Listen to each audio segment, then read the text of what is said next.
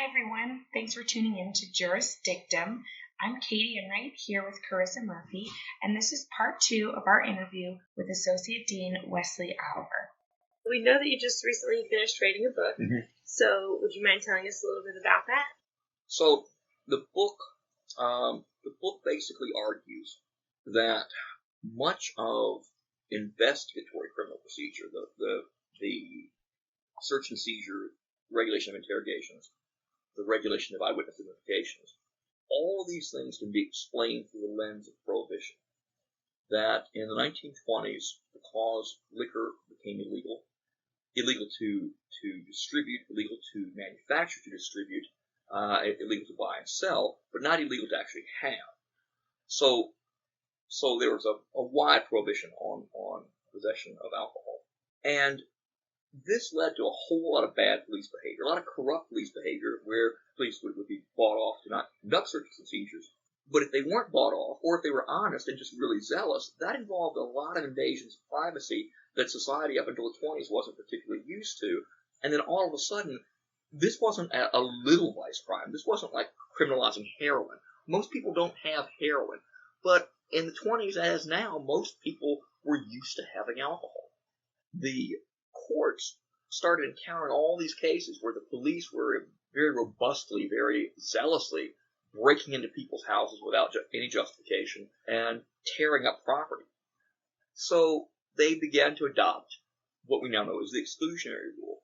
The U.S. Supreme Court had it before, and there were a couple of early versions of it in states before the turn of the 20th century. But in the 1920s, what the U.S. Supreme Court was doing didn't matter at all. The FBI had like 20 agents or something. So there really was no federal criminal enforcement, so there weren't federal criminal cases with any degree of regularity. Everything was at the state level. And most every academic writing you'll look at on the history of criminal procedure looks at the U.S. Supreme Court, which was an irrelevant institution until the 60s with regard to criminal procedure. So these states started adopting the exclusionary rule in the 20s to deter police from doing bad searches. Well, the problem with that is that might have been a pretty good solution to the problem of the 20s. It's a particularly lousy solution to the problem of the 60s or the problem of the 21st century.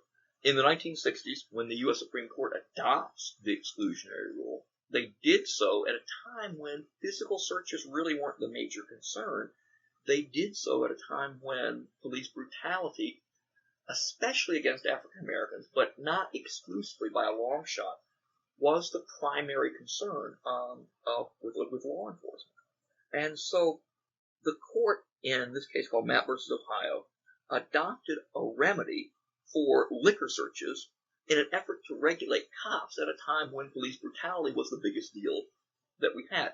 Since the 1960s, we've come to learn through science and other types of investigation into the legitimacy of convictions, we've come to realize that convictions aren't as accurate as we thought they were.